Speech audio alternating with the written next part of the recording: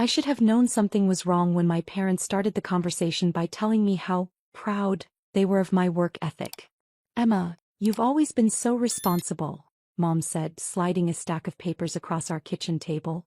Your brother David really needs our help right now, and we know you'll understand. The papers were loan documents. Student loan documents with my name typed neatly in the borrower section. David sat next to them, scrolling through his phone like this conversation had nothing to do with him. Medical school is expensive, Dad explained, adjusting his reading glasses. David's been accepted to his dream program, but the financial aid isn't covering everything. We need someone with good credit to co-sign and well. He gestured vaguely toward David, who was now taking selfies. What about your credit? I asked, though I already knew the answer. They'd refinanced the house twice to fund David's undergraduate degree, his gap year in Europe, and his failed attempt at a music career. Our debt-to-income ratio is a bit high right now, Mom said delicately. But you have that steady income from the restaurant and your credit score is excellent. I looked at the numbers on the loan documents. $47,000 per year. 4 years of medical school. Nearly $200,000 total. This is a lot of money, I said slowly. It's an investment, Dad said firmly. In your brother's future. In our family's future. Think about it, Dr. David Martinez. Doesn't that sound wonderful? David finally looked up from his phone. Yeah, thanks, Emma. You're the best sister ever. Then he went back to his screen. I stared at the loan documents, remembering how I'd been working 3 jobs since I was 16. The breakfast shift at Mel's Diner, afternoon hours at the campus bookstore, and weekend nights waitressing at Romano's. I'd been saving every tip, every extra dollar, hoping to maybe go back to school myself someday.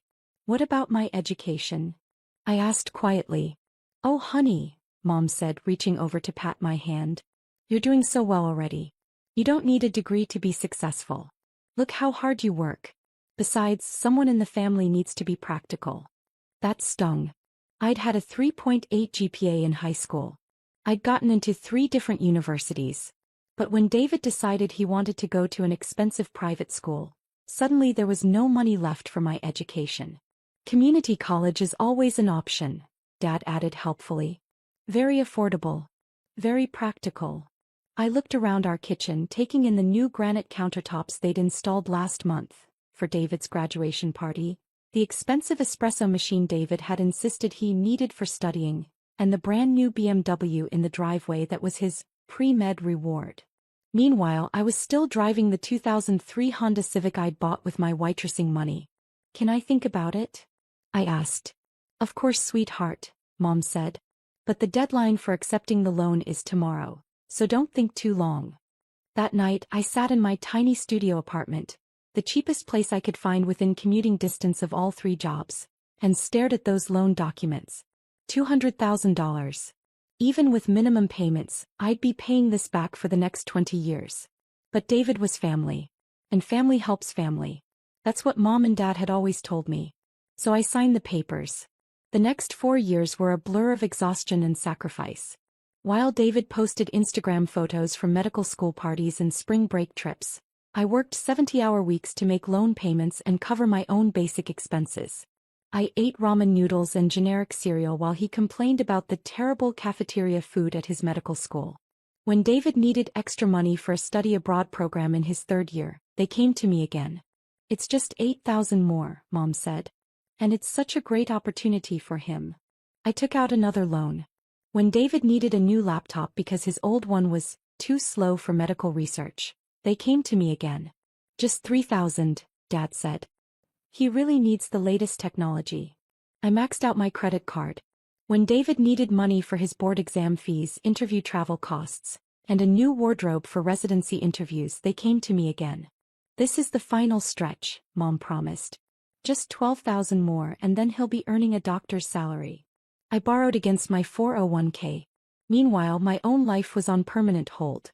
I'd applied to nursing school twice but had to withdraw both times because I couldn't afford to cut back my work hours for classes. I was 26 years old with no savings, no degree, and debt that felt like a mountain I'd never climb. But David was going to be a doctor. That was worth it, right? The breaking point came during David's medical school graduation party. Mom and Dad had rented out the entire back room at Romano's, the same restaurant where I waited tables. I was working that night, serving champagne and appetizers to my own family's celebration. I watched David laugh with his medical school friends, talking about his upcoming residency at a prestigious hospital. I heard him tell people about his plans to specialize in dermatology because the lifestyle is better and the money is incredible. And then I heard him talking to his girlfriend. "Yeah, my parents really supported my dreams," he was saying loud enough for everyone to hear. "They sacrificed so much to help me get through medical school. I'm so lucky to have family who believed in me." His girlfriend nodded sympathetically. "That must have been hard on them financially." "Oh, not really," David said, waving his hand dismissively. "My sister covered most of it. She's got this whole martyrdom complex, always wants to be the hero. Honestly, I think she likes feeling needed." My hands started shaking as I balanced a tray of drinks. "That's so nice of her though," his girlfriend said. David shrugged. "I guess. I mean, it's not like she was going to do anything important with the money anyway. She's just a waitress. This way at least it went toward something meaningful." The tray slipped from my hands, sending glasses crashing to the floor. The entire room went quiet and turned to look at me. "Sorry," I mumbled, kneeling to pick up the broken glass. "I'll clean this up." Mom rushed over, more concerned about the disruption to David's party than the fact that I was bleeding from a glass cut on my hand. "Emma, please be more careful," she whispered urgently. "This is David's special day." That night, after the party ended and I'd finished cleaning up, I sat in my car in the restaurant parking lot and cried. 26 years old, $60,000 in debt, working 3 jobs to pay for my brother's dream while my own life disappeared one payment at a time. But as I sat there, something shifted inside me. The hurt began to crystallize into something else. Clarity. I drove home and opened my laptop. If I was going to sacrifice everything for David's education, I was going to document exactly what that sacrifice looked like. I started with the original loan documents and created a spreadsheet. Every payment, every interest charge, every late fee when I couldn't quite make the deadline. I printed out bank statements going back 4 years. I organized receipts from the additional loans, the credit card charges, the 401k withdrawal. Then I expanded my documentation. Screenshots of David's social media posts from expensive restaurants and vacation trips. Photos of the BMW, the laptop, the designer clothes I'd helped pay for. Emails where my parents asked for just a little more help for David's expenses. I documented my own finances too. The student loan payments that took up 40% of my income. The credit card debt from covering David's emergency expenses. The fact that I hadn't been able to afford health insurance for 2 years. The college applications I'd had to abandon because I couldn't afford to reduce my work hours. Most importantly, I started saving every conversation, every text message, every email that showed how my family really viewed our arrangement. Like the text from Mom. "Don't mention David's spring break trip to your father. He thinks you're only helping with tuition." Or Dad's email. "Emma's always been the practical one. She doesn't need the things David needs." Or David's response when I'd asked him about making some of the loan payments himself. "Oh, Emma, I'm in medical school. I don't have time for a job. That's what family is for." For 6 months, I continued working my 3 jobs and making loan payments while quietly building my case. I consulted with a lawyer about my options. I opened a separate bank account that my family didn't know about. And I started making some changes. I applied for nursing school again, but this time I found a program that offered evening and weekend classes. I was accepted and started taking out financial aid in my own name, for my own education. I also started networking in ways I'd never done before. Romano's served a lot of business dinners and I began really talking to customers instead of just taking their orders. I learned about different career paths, about companies that offered tuition assistance, about opportunities I'd never known existed. One customer, a woman named Patricia who worked in pharmaceutical sales, took a particular interest in my story. "You know," she said one evening as I served her table, "my company is looking for someone with your work ethic for a sales position. The base salary is $45,000 plus commission. Full benefits, tuition reimbursement, company car." I nearly dropped her drink. "Are you serious?" "Dead serious. You've been serving my business dinners for months and you're always professional, knowledgeable, and you clearly understand customer service. That's exactly what we need." 3 weeks later, I gave notice at all 3 of my jobs and started my new career in pharmaceutical sales. The company car alone saved me $300 a month. The health insurance was better than anything I'd ever had. And for the first time in years, I had weekends free. But I didn't tell my family about any of this. When David started his residency, the loan payments became my responsibility entirely. My parents made it clear that they expected me to continue paying while David got established in his career. Residents don't make much money, Mom explained during one of our monthly family dinners. It would be really unfair to burden David with these payments right when he's starting his medical career. How long until he starts helping with payments? I asked. Oh, probably not until he finishes his residency, Dad said. Maybe when he starts his fellowship. Or when he gets into private practice. These things take time. David nodded seriously. Yeah, Emma, I really appreciate you carrying this. Don't worry. Once I'm making real doctor money, I'll totally pay you back. I smiled and said I understood. But by then I'd done the math. David's residency would be 4 years. His dermatology fellowship would be another year. Even after that, he'd want to get established and build up his practice. I was looking at least 7 more years of payments, probably longer. Meanwhile, my new job was going incredibly well. My natural customer service skills translated perfectly to pharmaceutical sales, and my work ethic impressed everyone. Within 6 months, I was the top performer in my region. Within a year, I'd been promoted to a senior sales role with a base salary of $68,000 plus commission. I was making more money than I'd ever imagined, but my family didn't need to know that. The turning point came during David's second year of residency. He'd been complaining about his small apartment and had found a perfect 2-bedroom place that was $800 more per month in rent. The thing is, Mom said during our usual monthly dinner, David's salary can't really cover the increase. We were hoping you could help with maybe $600 a month, just until he gets his attending position. I looked around the table.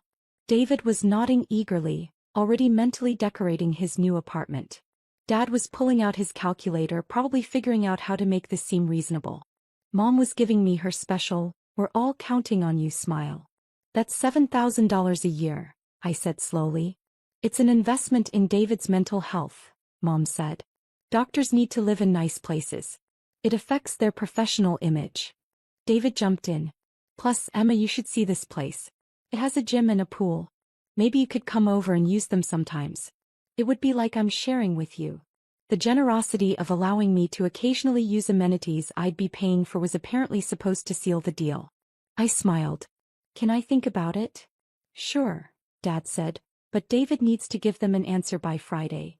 That night I made a decision. It was time. I called Patricia, my mentor from the pharmaceutical company, and told her everything. She listened to the whole story, and when I finished she was quiet for a long moment.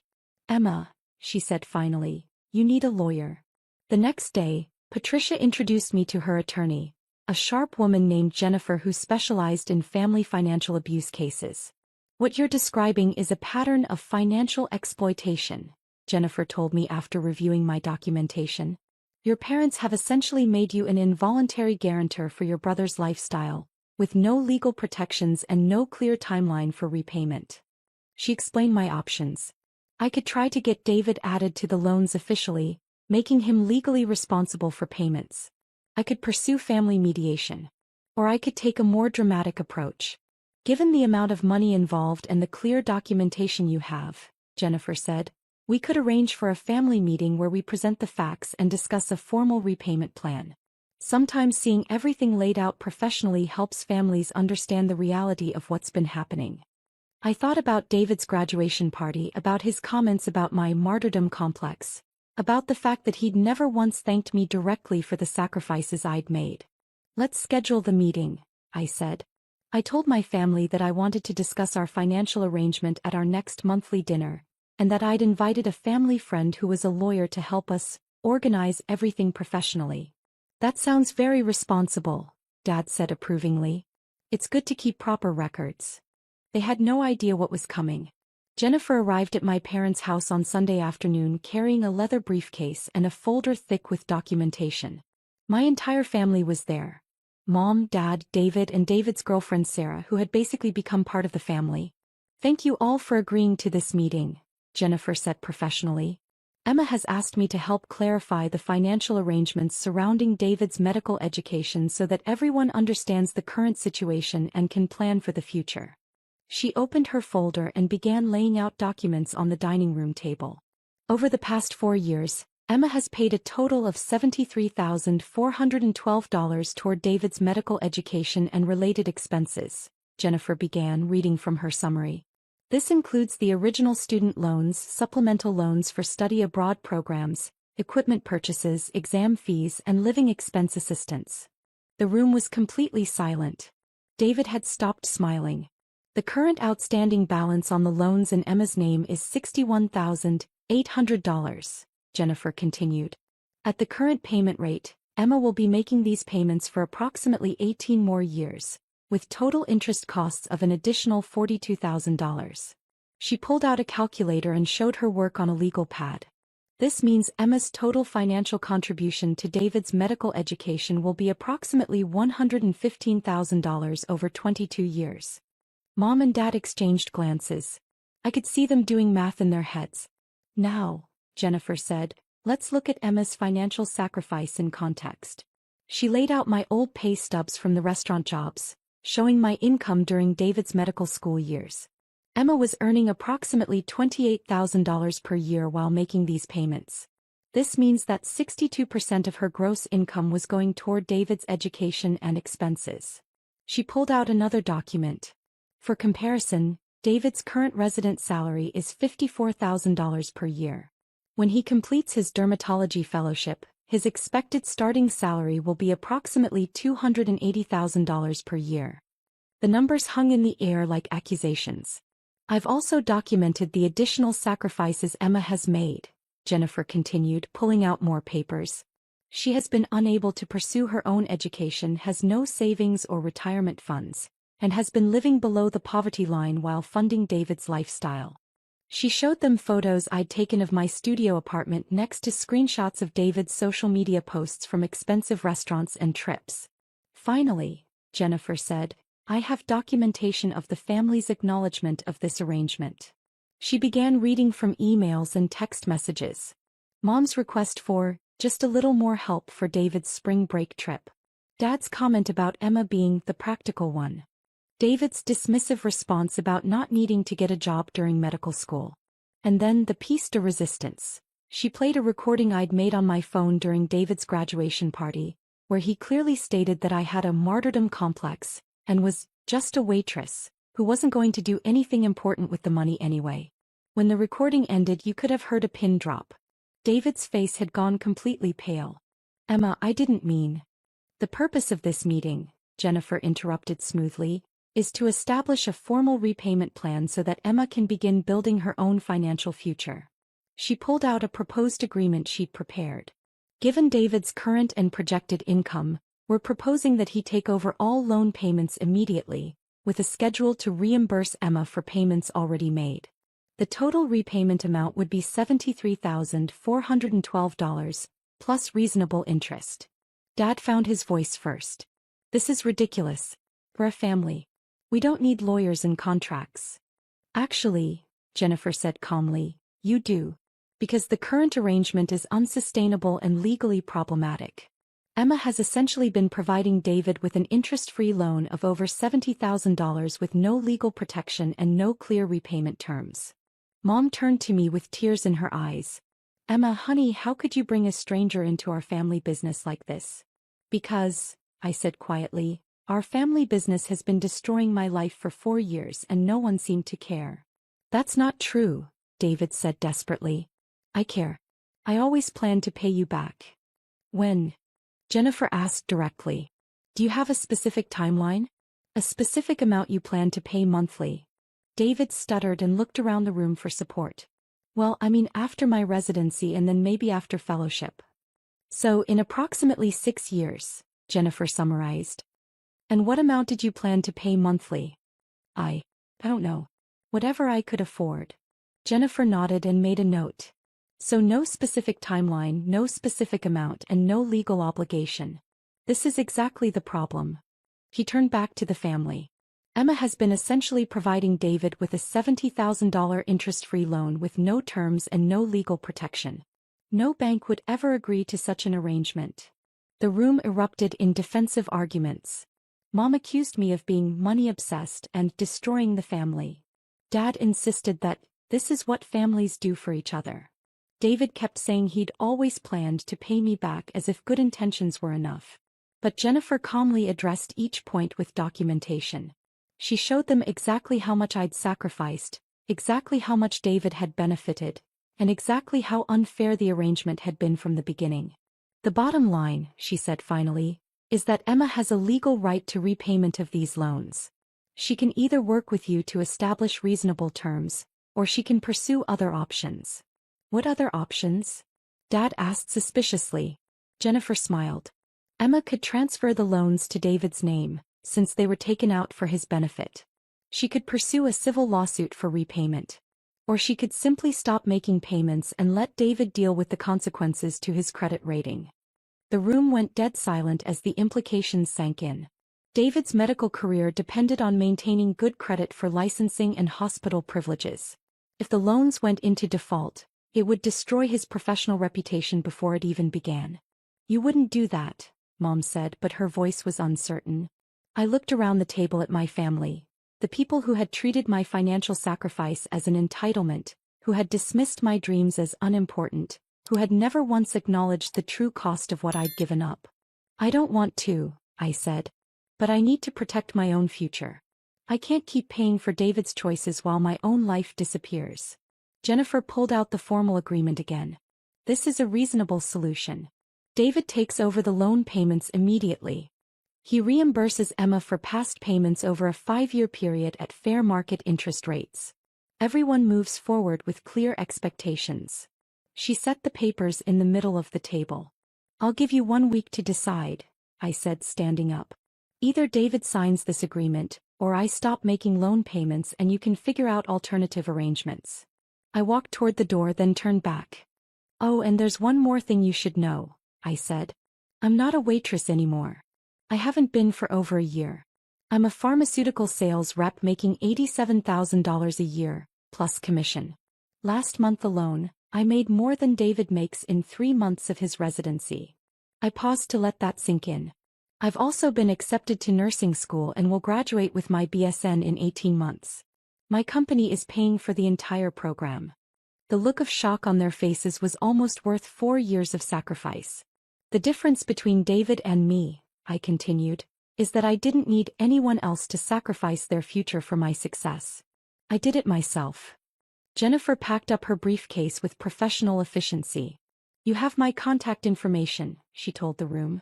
Please let me know your decision by next Sunday. We left them sitting around the dining room table in stunned silence. 6 days later, David called me. Emma, he said, and his voice was different. Smaller. I signed the agreement. Jennifer has all the paperwork. Good, I said. I also want you to know. I'm getting a part-time job. At a medical clinic. To help with the payments. This was something David had never considered before. Working while in residency was difficult but not impossible. I never realized, he continued quietly. I never understood how much you gave up. Sarah helped me do the math and, Emma, you basically lived in poverty so I could go to medical school. I was quiet, letting him process. I'm sorry, he said. I'm really, really sorry. And I'm going to make this right. Thank you, I said. That means a lot. We talked for a few more minutes, and for the first time in years, it felt like I was talking to my brother instead of a financial obligation. Mom and Dad took longer to come around. They were hurt that I'd ambushed them with lawyers and documentation. They felt betrayed that I'd been keeping secrets about my career success. But they also couldn't argue with the numbers. When Jennifer laid out exactly how much I'd sacrificed and exactly how little they'd appreciated it, the reality was undeniable. The formal loan transfer took 3 months to complete. David officially took over all payments, and we established a clear schedule for him to reimburse me for past payments. For the first time in 4 years, my paycheck was actually mine. The family dynamics took longer to heal. There were awkward dinners and stilted conversations as everyone adjusted to the new reality that I was no longer the family's financial safety net. But something unexpected happened. As David started making his own payments and working to reimburse me, he began to understand the true value of what I'd given him. He became more grateful, more thoughtful, more aware of the sacrifices others made for his benefit. Mom and Dad struggled more with the change. They'd gotten used to having me as their solution to David's financial needs, and they didn't like losing that control. But they also couldn't deny that their treatment of me had been unfair. The real transformation in our relationship came 6 months later, when I graduated from nursing school.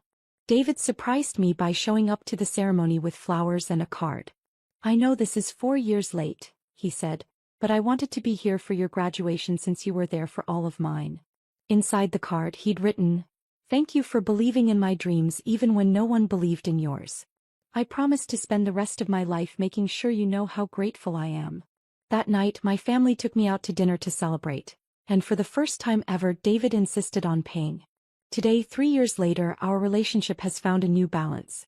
David finished his residency and started his dermatology fellowship. He's been making his loan payments faithfully and has already reimbursed me for about half of my original contributions. More importantly, he's become an advocate for my success instead of a drain on my resources. When I decided to pursue my nurse practitioner degree, David was the first to offer encouragement and support. Mom and Dad have slowly learned to see me as more than just the practical daughter who solves everyone else's problems. They've started asking about my career, my goals, my happiness, not just my ability to help with family financial crises. I'm thriving. I finished my nursing degree with honors while continuing to excel in pharmaceutical sales. I've been promoted twice and now manage a team of 12 sales reps across 3 states. I bought my own house last year. A real house with a yard and a mortgage, not a tiny studio apartment. Most importantly, I learned to value my own dreams as much as I'd valued everyone else's. I learned that saying no to exploitation isn't selfish, it's necessary. And I learned that real family supports each other's success instead of demanding that one person sacrifice everything for everyone else's benefit. The student loans that once felt like chains around my ankles became the catalyst for the most important lesson of my life. My financial well-being, my education, and my future matter just as much as anyone else's. And no one gets to convince me otherwise ever again.